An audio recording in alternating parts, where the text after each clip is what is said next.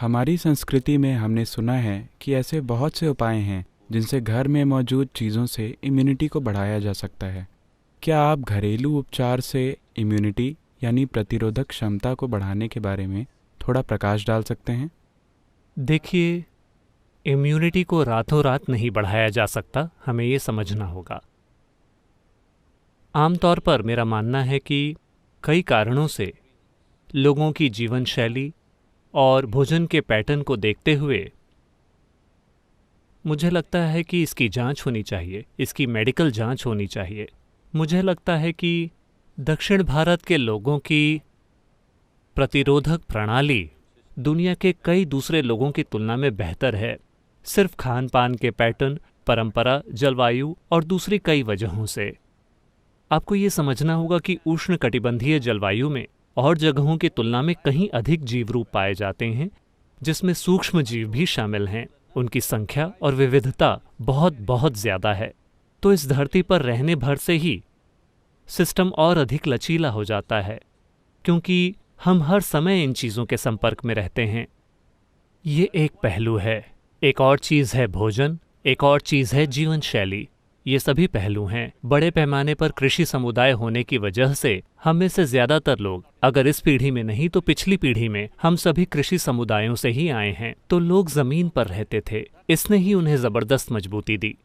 दुनिया के ज़्यादातर हिस्सों में 80% से अधिक आबादी शायद 100 साल पहले खेती किसानी से दूर हो गई। भारत में हम ज़मीन से दूर हुए हैं केवल 25-30 सालों पहले। यह फ़ायदा अभी भी हमारे साथ है। ये ज़्यादा दिनों तक हमारे साथ नहीं रहेगा। अगर हर कोई ऊंचे ऊंचे अपार्टमेंट्स में रहना शुरू कर दे, धरती के संपर्क में आए बिना, और लैब के चूहों की तरह रहना शुरू कर दे, हर चीज़ से सुरक्षित, तो हमारी इम्यूनिटी भी कम हो जाएगी। लेकिन मुझे लगता है कि ये फ़ायदा अभी भी हमारे साथ है। लेकिन अभी मैं अपनी इम्यूनिटी बढ़ाने के लिए क्या कर सकता हूँ? जैसा कि मैंने कहा, ये कोई रातों रात होने वाला समाधान नहीं है, लेकिन समय के साथ आप ऐसा कर सकते हैं। तो चलिए मैं हमारे आसपास उपलब्ध कुछ आम चीज़ों के बारे में बताता हूँ। एक बात है, मुझे ये ज़रूर बताना चाहिए, हम पवित्र भस्म वाले लोग हैं। हम हमेशा किसी न किसी तरह से भस्म लगा कर रखते हैं। अगर आप इसका उपयोग करना जानते हो तो कई तरह की भस्म होती है। मैं आपको इसके बारे में इस तरह से निर्देश नहीं दे सकता वेब के ऊपर, लेकिन अगर आप इसका सही तरीके से इस्तेमाल करना सीखते हैं तो ये मदद करता है। नीम लगभग पूरे देश में उपलब्ध है, पहाड़ी स्थानों को छोड़कर। रोज नीम की पत्तियों को खाना। हल्दी तो वैसे भी मौजूद है। आजकल लोग नैनो हल्दी बना रहे हैं, जिसे हमारा शरीर आम हल्दी की तुलना में ज़्यादा आसानी से सोख लेता है। ये भी आपके इम्यून सिस्टम को काफ़ी बेहतर बनाती है। अगर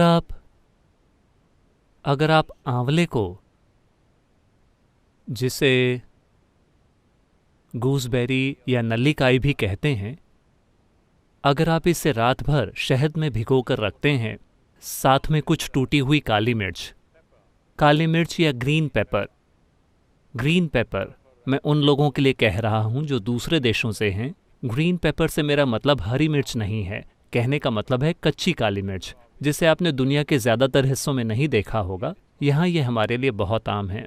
तो इसे शहद में भिगोएं और हर दिन 3 चम्मच, दिन में 3 बार इसका सेवन करें। ये सभी चीज़ें सबसे अच्छी तरह तब काम करती हैं जब आप खाली पेट होते हैं, तो सुबह सबसे पहले आप इसका सेवन करें। अगर आप ये चीज़ें करते हैं तो आप अपने इम्यून सिस्टम में काफ़ी बढ़ोतरी देख सकते हैं। मैं कहूँगा कि 4 से 8 हफ्तों में आप देख सकते हैं कि आपका इम्यून सिस्टम काफ़ी बेहतर हो गया है। ऐसे योगाभ्यास हैं जिन्हें सिखाना कठिन है, लेकिन अभी सिर्फ एक मंत्र का जाप और ईशा क्रिया करना, इससे भी आपका इम्यून सिस्टम बेहतर होगा। ये बात साफ होनी चाहिए कि ये कोरोना वायरस का इलाज नहीं है, ना ही ये इसकी रोकथाम है। मैंने अपना जाप किया तो मैं जाकर लापरवाही करूँगा, ये उस तरह काम नहीं करने वाला। ये ऐसी चीज़ें हैं जिससे आप एक अरसे के लिए करते हैं और अपने सिस्टम को मजबूत करते हैं कि जो अगला वायरस आएगा आप शायद उससे निपटने के लिए एक बेहतर स्थिति में होंगे। यानी अगर आप जिंदा हों तो हाँ, इसे हल्के में ना लें, इसे हल्के में ना लें। फिलहाल ये हम में से हर एक के लिए एक चुनौती है कि हम इस समय के दौरान जिंदा रहें। इसका यही मतलब है। ये मत सोचिए कि ये कोई दूर की चीज़ है जो चीन या इटली के लोगों के साथ होती है। अभी अगर हम बने रहें, अगर आप इन 6 से 8 महीनों के दौरान जिंदा रहें, तो इसका मतलब है कि हमने इसे जिम्मेदारी के साथ निभाया है। अगर हम में से हर कोई जिंदा रहता है, तो इसका मतलब है कि हम वाकई अच्छे हैं।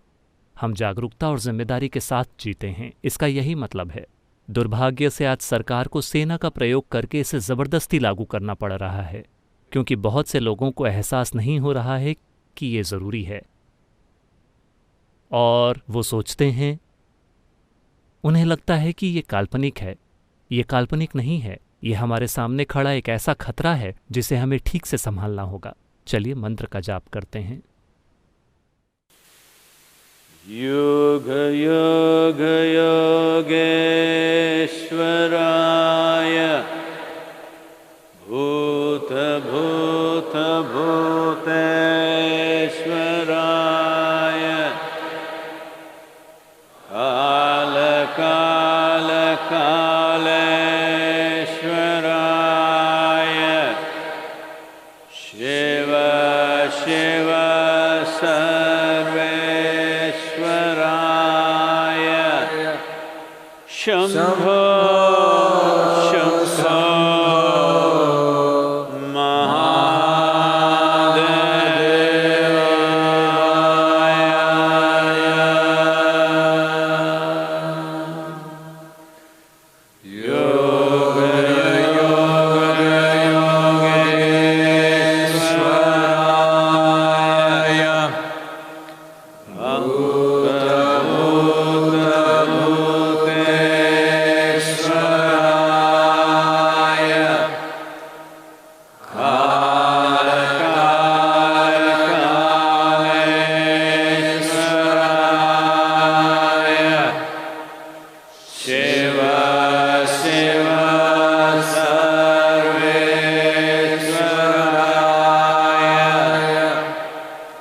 Shum